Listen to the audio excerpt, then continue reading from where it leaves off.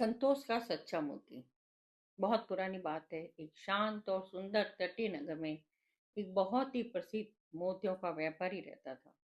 उसके पास संसार के सबसे दुर्लभ और चमकदार मोती हुआ करते थे। राजा महाराजा भी उसके यहाँ से आभूषण खरीदने आते थे। उसके पास धन दौलत की कोई कमी नहीं थी, लेकिन इसके बावजूद उसके मन में हमेशा एक अजीब सी बेचैनी बनी रहती थी कि वह इससे भी अधिक धन कैसे कमाए। एक दिन एक प्रसिद्ध संत उस नगर में पधारे। व्यापारी अपनी व्यापारी चिंता और अशांति को लेकर उन महात्मा के पास पहुंचा और हाथ जोड़कर बोला कि महाराज, मेरे पास संसार के सबसे अनमोल मोती और अथाह धन है, लेकिन मेरा मन हर पल किसी न किसी लालच और भय में डूबा रहता है। मुझे ऐसा महसूस होता है, ऐसा सुकून कभी नहीं मिलता कि जिसकी लोग बात करते हैं। मैं क्या करूं? महात्मा मुस्कुराए। उन्होंने अपनी झोली से एक साधारण सा बिल्कुल मैला कुचैला पत्थर निकाला और व्यापारी की हथेली पर रखते हुए कहा, यह कोई साधारण पत्थर नहीं है, यह संतोष का पारस है। जिस भी वस्तु को तुम इस पत्थर से स्पर्श कराओगे वह सोने में बदल जाएगी, लेकिन इस जादुई पत्थर को पाने की एक शर्त है। व्यापारी की आंखें लालच से चमक उठी। उसने उत्सुकता से पूछा, शर्त क्या है? क्या शर्त है महाराज? मैं सब कुछ करने को तैयार हूँ। महात्मा ने गंभीर स्वर में कहा, शर्त यह है कि सूरज डूबने से पहले तुम्हें इस पत्थर का उपयोग करके जितना चाहो उतना सोना बना लेना, लेकिन ध्यान रखना, जैसे ही सूरज डूबेगा यह पत्थर हमेशा के लिए गायब हो जाएगा। और हाँ, जब तक सूरज डूबे तुम्हें लगातार सोना बनाने के काम में लगे रहना है, बीच में एक सेकंड के लिए भी रुकना नहीं। व्यापारी ने तुरंत वह पत्थर लिया और अपने गोदाम में लोहे की भारी छड़ें, तांबे के बर्तन और ढेर सारा सामान इकट्ठा करने लगा। वो पागलों की तरह सुबह से लेकर शाम तक एक के बाद एक धातु को सोने में बदलने में जुट गया।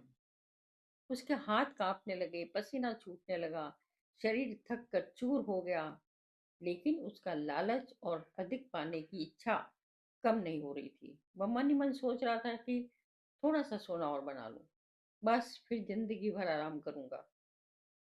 तभी उसे आभास हुआ कि शाम ढलने वाली है और सूरज क्षितिज के पार डूबने ही वाला है।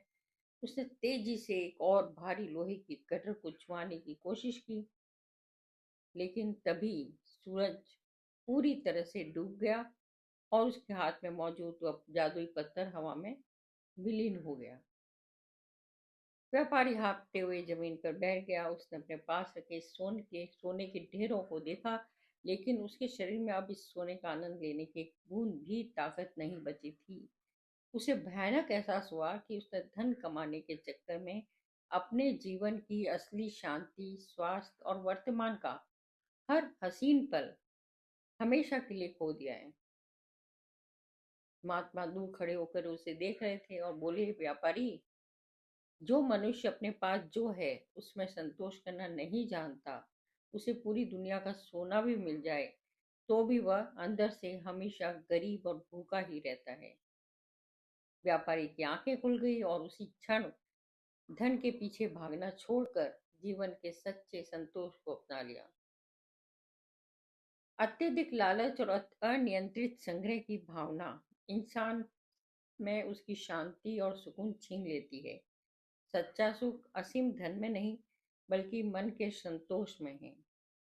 आज हम देख रहे हैं अपनी भाग दौड़ की जिंदगी में हम केवल पैसे के पीछे भागते हैं।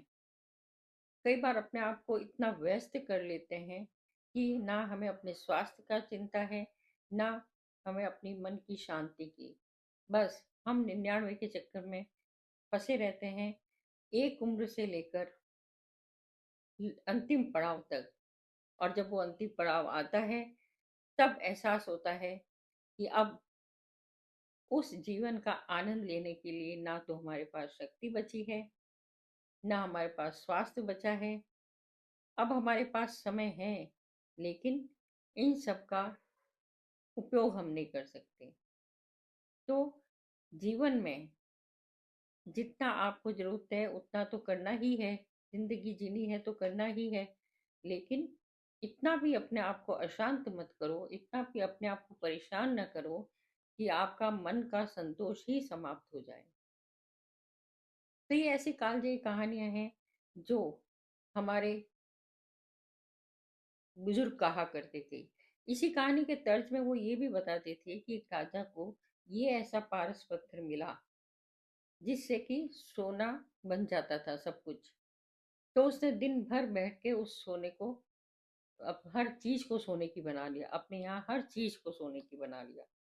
और शाम को क्या हुआ कि जब उसकी छोटी बेटी उसके पास आई और उसकी गोद में चढ़ने की कोशिश की, तो क्योंकि राजा को ये उस दिन का वरदान मिला हुआ था कि ये तुम जिसको भी टच कर दोगे, स्पर्श कर दोगे उसका, तो वो सोने का हो जाएगा। तो जब उसकी पुत्री उसके पास आई और उसने उसको हाथ लगाया, उसको अपने गोद में लेने की कोशिश की, तो वो पुत्री एकदम सोने की मूर्ति बन गई। राजा के लिए देखा जाए तो सोने की मूर्ति कोई कम चीज थी, लेकिन वो सोने की मूर्ति किसके कारण बनी? वो उनकी पुत्री के, जो कभी, और उसने ये भी वरदान मिला हुआ था, ये भी कहा गया था कि जिस चीज को तुम सोना का कर दोगे वो वापस कभी पीतल की या अपने वास्तविक रूप में कभी नहीं आएगी। कहानी को, ये कालजयी जो कहानियां हैं ये पीढ़ी दर पीढ़ी चलती है, और इसको लोग अपने अपने तरीके से आगे आने वाली पीढ़ी को बताते रहते हैं। लेकिन इन सभी पीढ़ियों का एक ही उद्देश्य होता है, वो ये होता है कि सच्चा सुख असीम धन में नहीं है, बल्कि मन के संतोष में है। मन का संतोष सबसे बड़ा है। तो ऐसी ही कालजयी कहानियां हमेशा मैं कोशिश करती हूँ आप तक लाऊं।